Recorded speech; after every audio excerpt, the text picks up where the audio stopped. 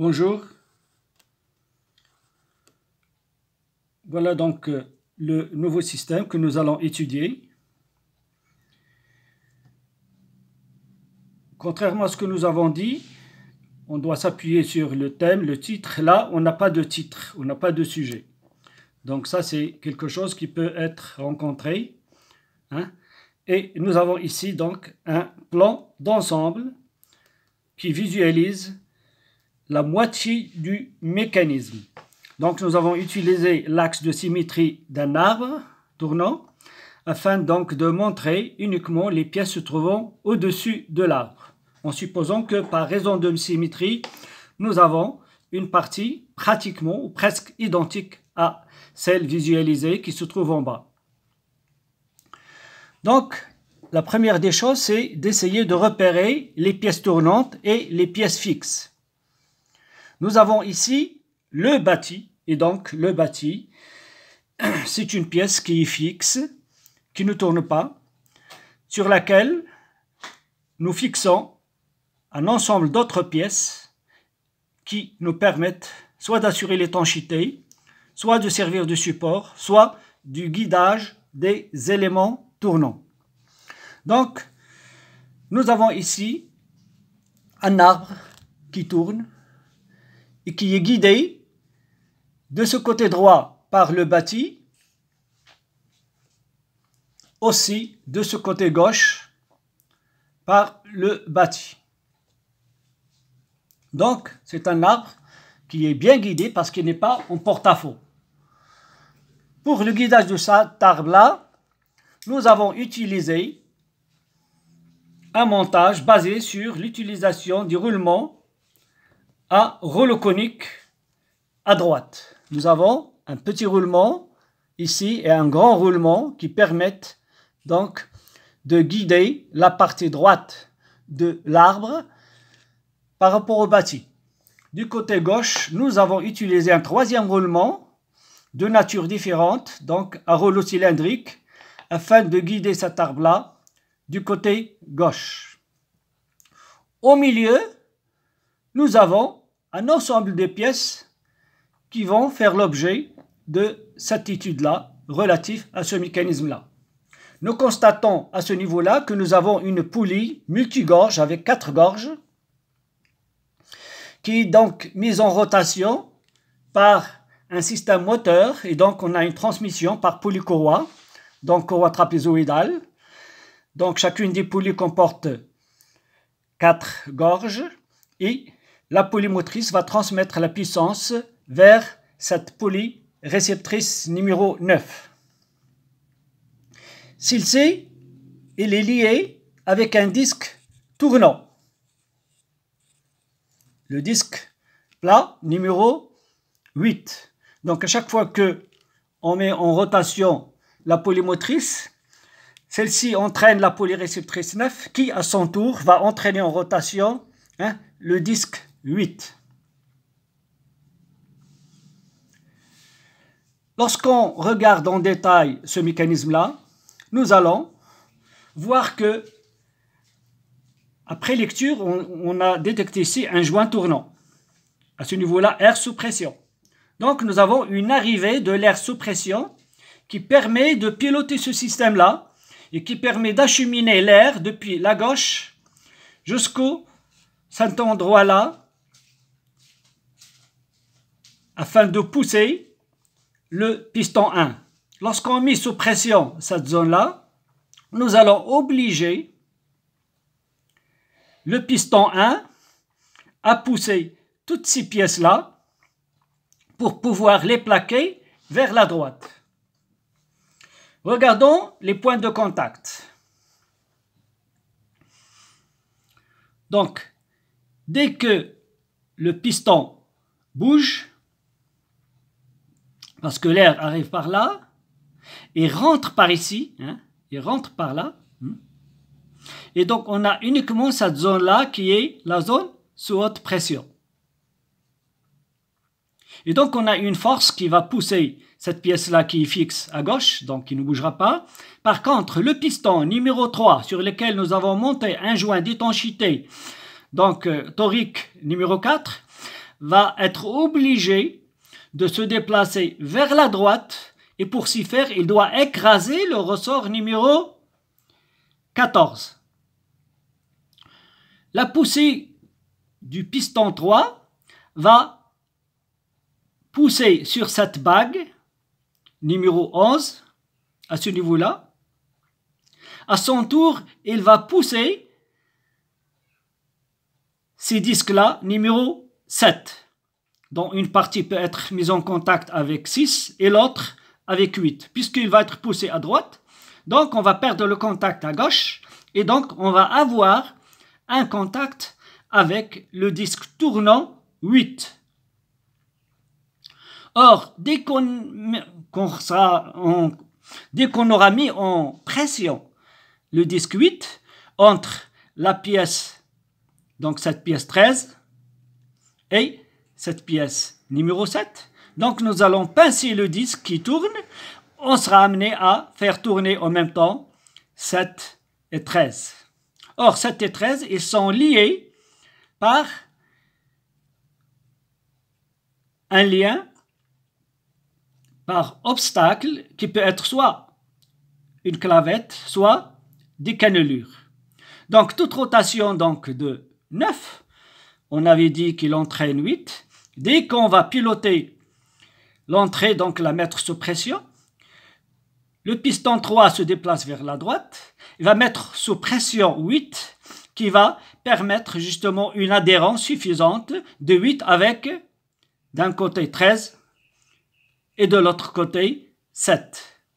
13 et 7 vont commencer à tourner et on va transmettre cette rotation directement sur l'arbre qui est ici. Pourquoi? Parce que cette pièce 13, elle est liée avec l'arbre grâce à cette clavette. On a bien visualisé la clavette ici. Il se trouve au milieu de l'axe de symétrie dont on visualise la moitié. Donc, nous allons, dans ce cas-là, avoir une sortie vers ce pignon arbré qui aura pour rôle l'entraînement d'un coulisseau qui se déplace avec un mouvement bien sûr de translation. Donc on va piloter en translation un coulisseau moyennant la rotation de ce pignon arbré. Et ce grâce à la mise sous pression de cette chambre-là qui va justement actionner ce système-là en tant que embrayage. Donc nous allons passer d'une position débrayée vers une position embrayée où on va pouvoir transmettre le mouvement depuis la polymotrice, la polyréceptrice 9, le disque tournant 8, les pièces 7 et 13, et puis l'arbre numéro 12. Et donc, l'entraînement, grâce à un engrainement par un pignon arbré avec un coulisseau, nous allons faire déplacer un coulisseau. Donc, cette arrivée d'air sous pression a obligé le ressort à être comprimé et donc à se compresser pour permettre justement une pression à ce niveau-là. Dès que on ne pilote plus cette entrée, ça veut dire on va la mettre à l'échappement, il n'y aura pas de pression. Ce type de ressort, parce qu'on a au moins 3 ou 4, ces ressorts-là, numéro 14, vont pouvoir pousser cet ensemble-là vers la gauche, à savoir les disques 7. Donc, comment? Parce que nous allons pouvoir pousser cette pièce-là qui pousse directement celle-ci afin donc de faire revenir le piston vers la gauche puisqu'il n'y a plus de pression et donc de libérer le contact ici entre 8 et 7 pour avoir à ce niveau-là un contact entre 7 et le disque 6 qui est déjà mis en contact avec le bâti, qui est lié directement au bâti. Ça veut dire quoi? Que nous allons passer d'un mode de transmission de puissance par embrayage de ce côté-là vers un autre mode. Et cette fois-ci, il n'y a pas de transmission puisque nous allons obliger une pièce qui tourne à être freinée, à avoir le même mouvement que celui du bâti. et donc c'est la position freinage. Et là donc nous avons déjà identifié ce mécanisme-là. Il s'agit bien d'un embrayage frein. Donc pour une raison de sécurité, et en l'absence bien sûr de toute pression d'air, il est clair que nous souhaitons que le mouvement soit bloqué et donc le système se trouve dans une position freinée. Et donc dès qu'on souhaite transmettre le mouvement, on ne devrait pas freiner, c'est ce qui se passera lorsque ce piston va pousser 7 pour pouvoir justement pousser à droite et commencer à transmettre la pression lorsque on va libérer le freinage, et donc ce qui est logique. Donc il faut d'abord désactiver le frein avant d'activer l'embrayage. Au niveau guidage, nous avons guidé cette poulie numéro 9 en utilisant 2 roulements à aiguille avec un montage en haut parce que la réaction des efforts va matérialiser un chapeau, ce qui correspond à un montage en haut. Donc on a mis en place bien sûr des écrous avec rondelles à encoche afin de régler et d'ajuster au mieux le jeu fonctionnel dans ces roulements-là. Nous avons mis ici un couvercle avec possibilité de serrage, etc. pour pouvoir justement contrôler le jeu à ce niveau-là. Et donc ce sont ces 2 roulements qui guident l'arbre qui vont pouvoir définir la position axiale de ce dernier. Celle de gauche ne peut en aucun cas définir sa position axiale parce qu'on a glissement du rouleau cylindrique par rapport à la bague intérieure. Et donc, il suffit donc de pouvoir serrer tout cet ensemble-là pour immobiliser l'ensemble des pièces qui sont directement liées en rotation avec l'arbre. Donc, lorsqu'on a une poussée, ça veut dire quoi? Ça veut dire que nous allons pousser sur cette pièce-là. Or, ce n'est pas le cas parce que toute poussée va permettre justement le glissement de 8. Et donc, on ne peut en aucun cas prétendre transmettre la poussée axiale vers cette poulie. Et donc, tout l'effort de poussée va passer par l'arbre et va être encaissé par ces 2 roulements-là. Or, lorsqu'on est en position embrayée, ici là, on doit développer un effort très important de poussée. Et donc, cette poussée doit être exercée sur le roulement qui va absorber l'effort. Or, ici, le roulement qui absorbe l'effort, c'est la petite, ce qui est illogique.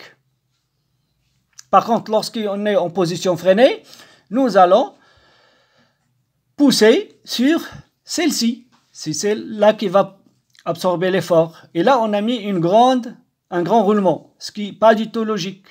À mon avis, il faut que ce roulement-là soit plus petit que celui-ci pour pouvoir justement leur permettre d'encaisser les 2 efforts d'embrayage et de frein d'une manière logique et certaine. Donc, les étanchéités sont assurées généralement, puisque ça c'est fermé, surtout de ce côté-là où il y a un risque, donc par des joints à lèvres.